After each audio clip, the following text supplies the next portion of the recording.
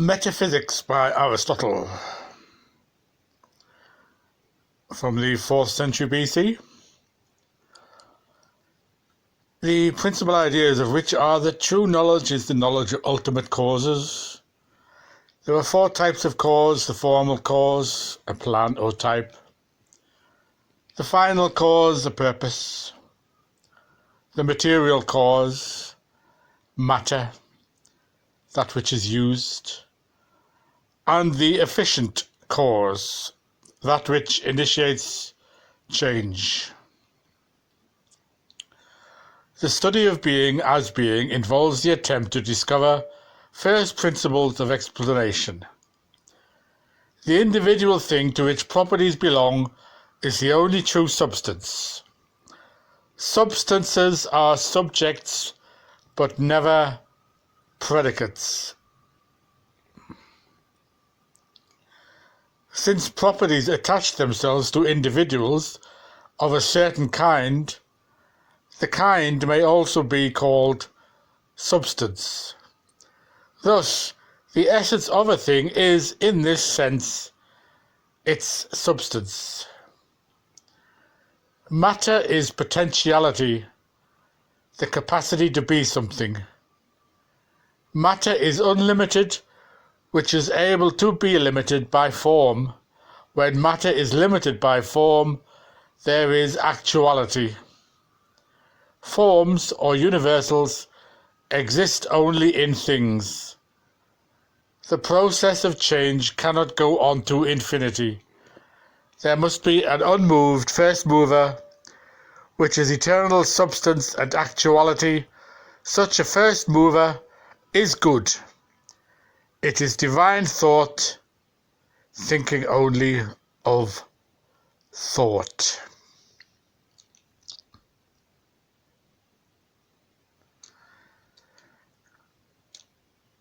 Avicenna reported that he had read Aristotle's Metaphysics 40 times and still had not understood it.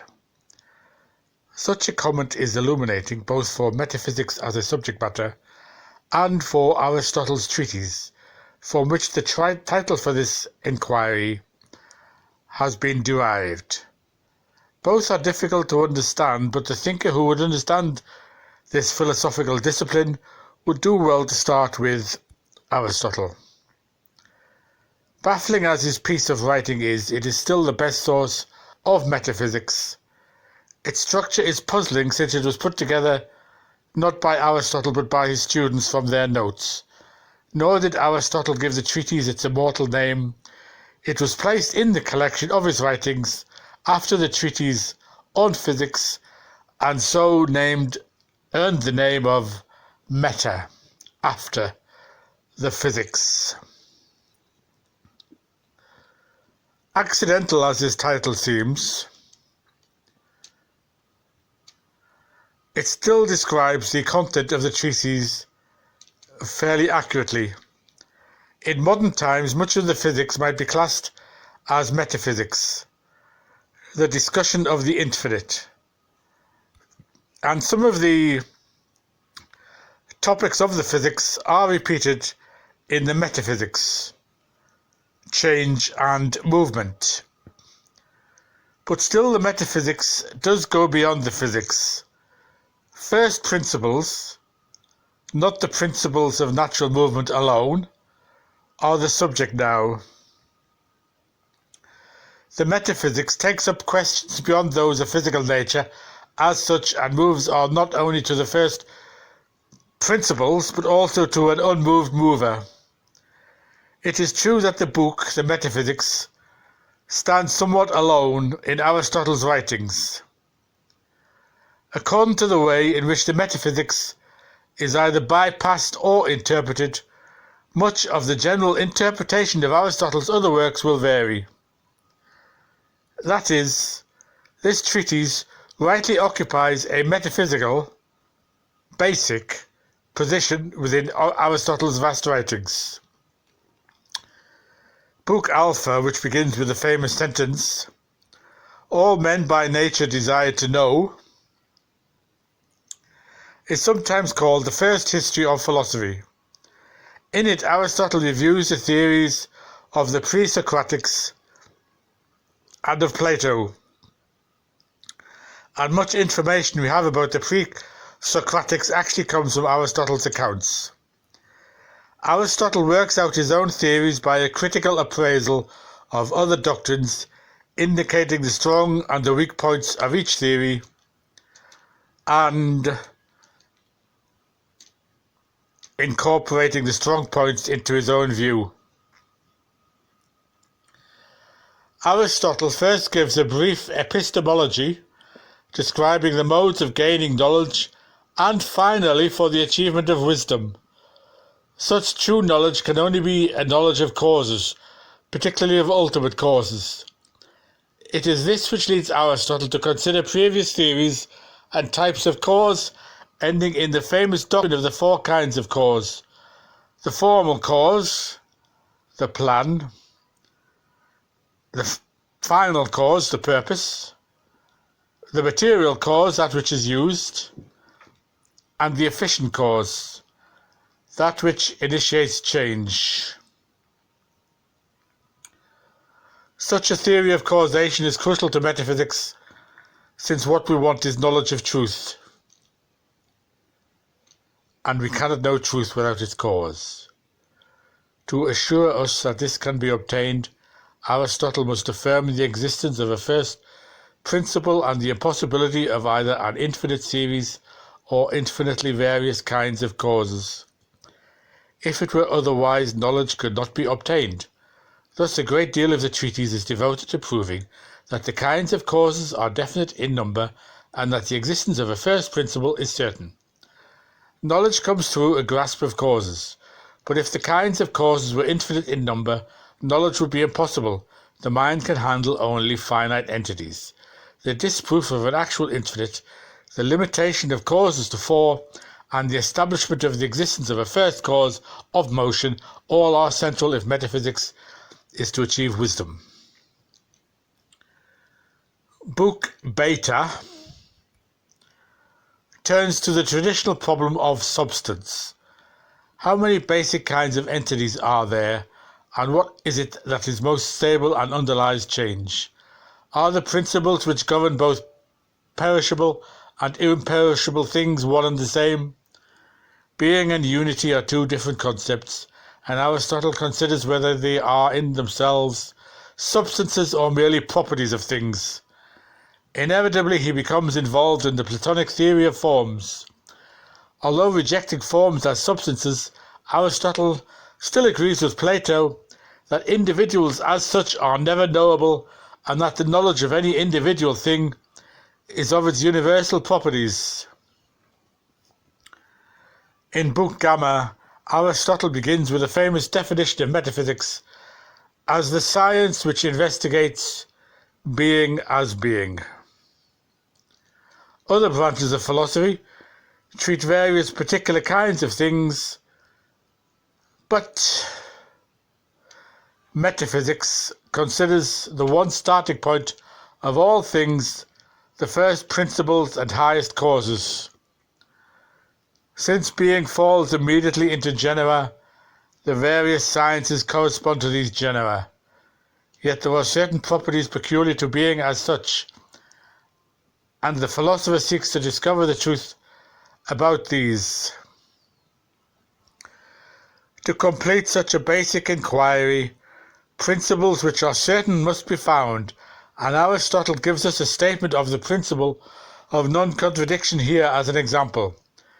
Few principles can have the certainty which such a principle has, and one cannot demand demonstration of all things. Basic axioms cannot be proved, although they can be established indirectly by intuition or by the impossibility of their opposite being true. The starting point of demonstration cannot be demonstration, but something accepted as true in itself. What the metaphysician must develop is a grasp of these basic principles which lie behind all demonstration, and then he ought to demand demonstration only of matters in which such proof is possible. He must grasp the principles of being itself. At first glance, book Alta seems puzzling. Sometimes called the philosopher's lexicon, it appears to be, and is, simply an extended series of definitions of crucial terms. On closer inspection, these terms prove to be the basic metaphysical vocabulary made up of such terms as beginning and cause. Metaphysics has always proceeded by spending time on the definition of a few key words. However, instead of attempting to give a single definition for each of these 30 or so terms, what Aristotle does is to list several common or possible meanings which may be given to each term. He does point up the more important meanings and focuses on any of metaphysical significance, but on the whole, the book is a straightforward analysis of various common meanings given to these philosophically important terms. The four causes are listed again here, and they are not always defined in the same terms. The term necessity is of some special interest since Aristotle uses it in the positive sense, cannot be otherwise, very much as Plato uses eternal, whereas necessity for Plato in the Timaeus is a symbol of non-rationality and chaos. Here Aristotle denies unity as an overreaching concept and makes it merely an attribute of things. Here also is the famous definition of substance as the individual thing which is the bearer of properties and is not itself a property. Aristotle's other doctrines can be seen through these definitions, that priority means complete actuality and absence of potency, that what is complete and excellent is what has attained its end or purpose. We find that Aristotle, in defining accident, is far from being a rigid determinist. Some aspects of the world are necessary, but events without a definite cause, except that of chance, are equally present. They are accidental. Through definitions of causal terms, Aristotle built an outline of his view of the world's basic structure.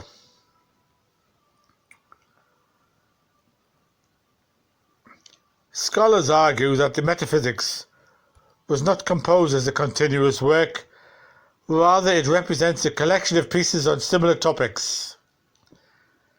This becomes evident when, after the lexicon, the next section begins again on the concept of knowledge through comprehending the principles and causes of things. However, this time we are led into the well-known definition of physics, mathematics, and metaphysics. Physics theorizes about such beings as admit of being moved, but are not separable from matter. Mathematics deals with things which are immovable, but presumably do not exist separately, only as embodied in matter. Metaphysics, first science, deals with things which both exist separately and are immovable and eternal. Of the accidental there can be no scientific treatment whatsoever.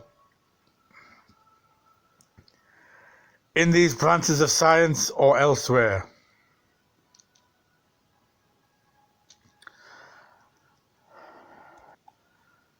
Next, Aristotle returns to the crucial question of substance, which he calls first in every sense. The essence or the universal, the genus, and the substratum, that which underlies a thing, are all called substance. In deciding which of these meanings of substance is primary, Aristotle is never completely clear. As far as knowledge is concerned, it is clear that essence is prior. However, Aristotle is clear that he does not consider Plato's forms to be self-subsistent substances. Forms or universals exist only in things. At the other extreme, matter as pure potentiality is unknowable in itself and it is clear that there is no definition for the individual as such. The causes of substances are the objects of Aristotle's search, but sensible substances all have matter and are thus subject to potentiality. Essence certainly attaches to the form and to actuality, and in that sense the form of the thing has a prior claim to be called substance. Substance is the primary category, and all other categories depend on it. In virtue of the concept of substance, and all other beings also are said to be. And it is clear that actuality is prior to potency. Potency is every principle of movement or rest, whereas substance or form is actuality. Arguing that eternal things are prior in substance to perishable things, Aristotle next begins his argument for the existence of an eternal prime mover. No eternal things exist potentially, and on these grounds he excludes the existence of an actual infinite. Nothing which is necessary can exist potentially, yet such eternal and necessary substances must exist, for if this did not exist, nothing would exist. In things which are from the beginning, in eternal things, there is nothing bad, nothing defective, nothing perverted. And how is there to be order unless there is something eternal and independent and permanent? In pursuing the truth, one must start from the things that are always in the same state and permit no change. The process of change cannot go on to infinity. It is necessary that there should be an eternal, unmovable substance. It is impossible that movement should either have come into being or cease to be. Movement also is continuous in the sense in which time is. There must then be a principle whose very essence is actuality. There is something which moves without being moved, being eternal substance and actuality. The object of a desire moves in this way. It moves without being moved.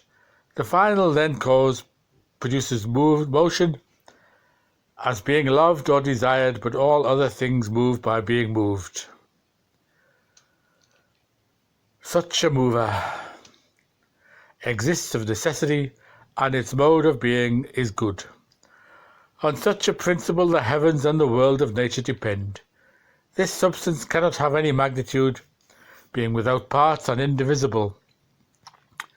The nature of divine thought is that it thinks of that which is most divine and precious, and it does not change. Change would be for the worst, involving potentiality as it must. Since it must be of its own nature that divine thought thinks, its thinking is a thinking, unthinking. The divine thought and its object of thought are one. The Metaphysics at this point contains Aristotle's famous consideration of the Platonic forms and his rejection of their separate and eternal existence. Aristotle does not deny that there are universal forms. Knowledge requires them. What Aristotle refuses to do is to give them an independent and prior existence outside of particulars. Aristotle then closes the Metaphysics with a consideration of the status of mathematical objects. This section has often been a puzzle to scholars, for Aristotle seems to attribute certain views to Plato which are not to be found as such within the extant Platonic dialogues. Here Aristotle treats Platonic forms as if they were all thought by Plato to be numbers. These and other unexpected references to unknown Platonic theories have led scholars to guess that Aristotle knew, as Plato's pupil, of later theories developed by Plato in the Academy but not reflected in the written dialogues. Such a puzzle is only one among many generated by the Metaphysics. It is a book both repetitious and vague in some of its theories, as well as unsystematic in its structure. The parts do not all fit together, and yet it has never failed to attract students to its study. It remains the classic source of metaphysics, and its problems and theories continue to be debated. It is impossible to understand the book in its entirety, and it is equally impossible to dismiss it. It remains the classical training ground for learning abstract theorizing on fundamental problems.